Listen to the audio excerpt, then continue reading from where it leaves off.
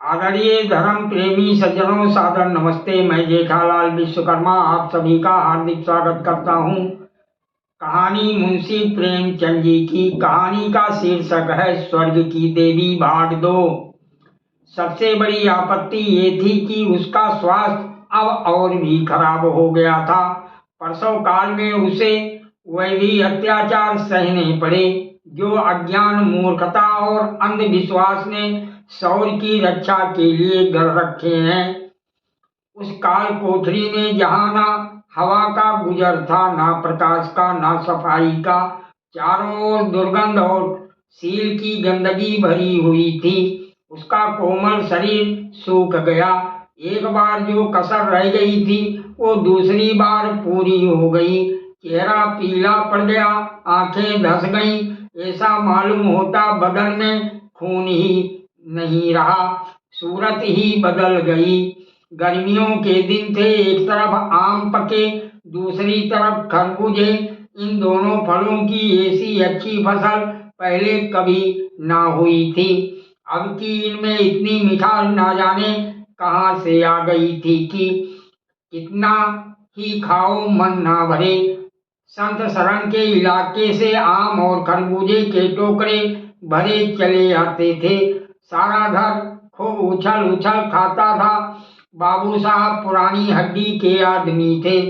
सवेरे एक सैकड़े आमों का नाश्ता करते, फिर पसेरी भर तरबूजे चट कर जाते। मालकिन उनसे पीछे रहने वाली ना थी। उन्होंने तो एक वक्त का भोजन ही बंद कर दिया। अनाज सड़ने वाली चीज नहीं, आज नहीं कल खर्च हो जाएगा। आम और खरबूजे तो एक दिन भी नहीं ठहर सकते।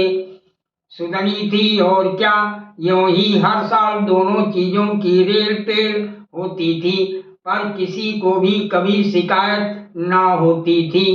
कभी पेट में गिरानी मालूम हुई तो हल्की फंकी मार ली। एक दिन बाबू संत शरण के पेट में मीठा मीठा दर्द होने लगा।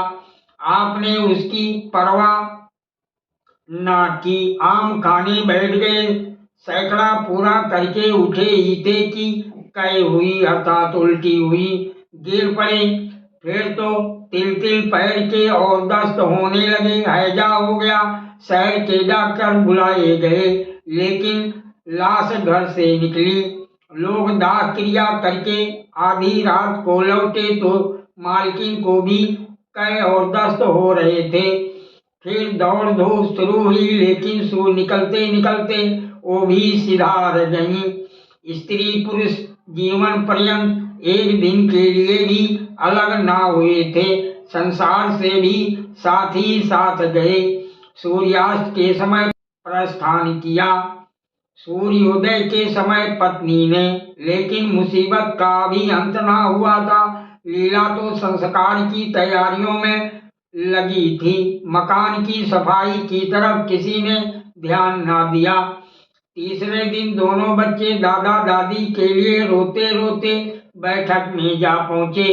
वहां एक आले पर खरबूजा कटा हुआ पड़ा था। कलमी आम भी रखे थे, इन पर मक्खियां भिनक रही थी। जानकी ने एक तिपाही पर चढ़कर दोनों चीजें उतार ली और दोनों ने मिलकर खाई। शाम होते होते दोनों को हैजा हो गया और दोनों माँ बाप को रोता छोड़ चल बसे।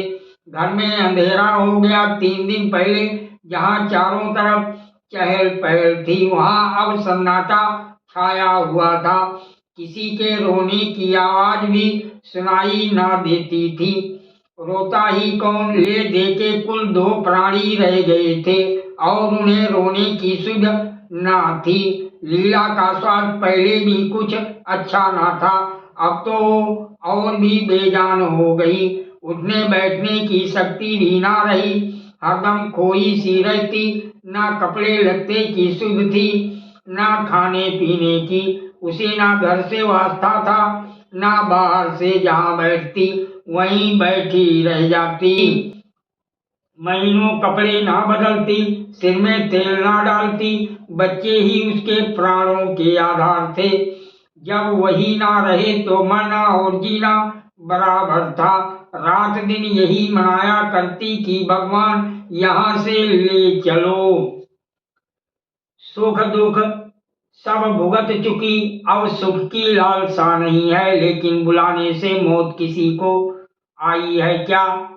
सीता शरण भी पहले तो बहुत रोया धोया, यहाँ तक कि घर छोड़कर भागा जाता था, लेकिन ज्यों ज्यों दिन गुजरते थे बच्चों का शोक उसके दिल से मिटता जाता था। संतान का दुख तो कुछ माता ही को होता है। धीरे धीरे उसका भी जी संभल गया। पहले की भांति मित्रों के साथ हंसी दिलगी होने लगी। यारों ने और भी चंग चढ़ाया। अब घर का मालिक था, जो चाहे कर सकता था, कोई उसका हाथ रोकने वाला ना था। सैर सपाटे करने लगा। कहाँ तो लीला को रोते देख उसकी आंखें सजल हो जाती थी, कहाँ अब उसे उदास और शोक मगन देखकर झुंझला उठता। जिंदगी रोने ही के लिए तो नहीं है, ईश्वर ने लड़के दिए थे, ईश्वर ने ही छीन लिए। क्या लड़कों के पीछे प्राण दे देना होगा। लीला ये बातें सुनकर भौचक रह जाती। पिता के मुंह से ऐसे शब्द निकल सकते हैं, संसार में ऐसे प्राणी भी हैं। होली के दिन थे, मर्दानी में गाना बजाना हो रहा था। मित्रों की दावत का भी सामान किया गया था। अंदर लीला जमीन पर पड़ी हुई रो रही थी। त्योहारों के दिन उसके रोते ही कटते थे। आज बच्चे होते तो अच्छे अच्छे कपड़े पहने कैसे उछलते फिरते, वही ना रहे तो कहाँ की तीज, कहाँ के त्योहार। सहसा सीता शरण ने आकर कहा, क्या दिन भर रोती ही रहोगी, जरा कपड़े तो बदल डालो, आदमी बन जाओ। ये क्या तुमने अपनी गत बना रखी है। लीला बोली, तुम जाओ अपनी महफिल में बैठो, तुम्हें मेरी क्या फिक्र पड़ी है। सीता शरण ने कहा, क्या दुनिया में और किसी के लड़के नहीं मरते, तुम्हारे ही सिर ये मुसीबत आई है क्या। लीला बोली, ये बात कौन नहीं जानता, अपना अपना दिल ही तो है, उस पर किसी का बस है क्या।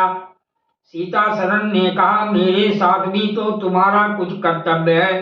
लीला ने कौतूहल से पति को देखा, मानो उसका आशय नहीं समझी, फिर मुंह फेर कर रोने लगी। सीता शरण बोले, मैं अब इस मनुष्यत का अंत कर देना चाहता हूँ। अगर तुम्हारा अपने दिल पर काबू नहीं है तो मेरा भी अपने दिल पर काबू नहीं है। मैं अब जिंदगी भर मातम नहीं मना सकता। लीला ने कहा, तुम राग रंग मनाते हो, मैं तुम्हें मना तो नहीं करती, मैं रोती हूँ तो क्यों नहीं रोने देते। सीता शरण बोले, मेरा घर रोने के लिए नहीं है। लीला बोली, अच्छी बात है, तुम्हारे घर में ना रोऊंगी। लीला ने देखा मेरे स्वामी मेरे हाथों से निकले जा रहे हैं, उन पर विषय का भूत सवार हो गया है और कोई समझाने वाला नहीं, वो अपने होश में नहीं है। मैं क्या करूं, अगर मैं चली जाती हूं तो थोड़े ही दिनों में सारा घर मिट्टी में मिल जाएगा और इनका वही हाल होगा जो स्वार्थी मित्रों के चुंगल में फंसे हुए नौजवान रईसों का होता है। कोई उल्टा घर में आ जाएगी और इनका सर्वनाश कर देगी। हे ईश्वर, मैं क्या करूं, अगर इन्हें कोई बीमारी हो जाती तो क्या मैं उस दशा में इन्हें छोड़कर चली जाती, कभी नहीं। मैं तन मन से इनकी सेवा शुश्रूषा करती, ईश्वर से प्रार्थना करती, देवताओं की मनौतियां करती। माना इन्हें शारीरिक रोग नहीं है, लेकिन मानसिक रोग अवश्य है। आदमी रोने की जगह हंसे और हंसने की जगह रोए, उसके दीवाना होने में क्या संदेह है। मेरे चले जाने से इनका सर्वनाश हो जाएगा, इन्हें बचाना मेरा धर्म है। सादर प्रणाम। शेष अगले बाद में।